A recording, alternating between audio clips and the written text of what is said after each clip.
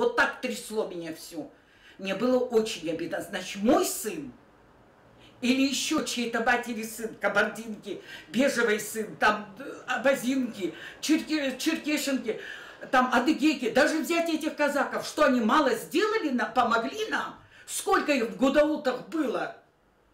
Сколько было их в Гудаутах у нас? Мало в Тамышах они были, мало там они были.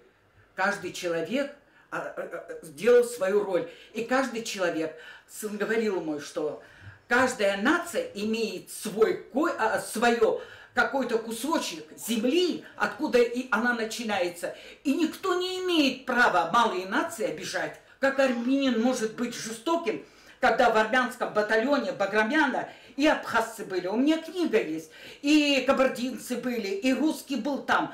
И вот и армяне были все вместе. Как армянин мог жестоко поступать? Он отвечает за свои слова. Вот это я удивляюсь. Я, мать, мне очень больно слышать. Очень больно. И до сих пор я не могу успокоиться.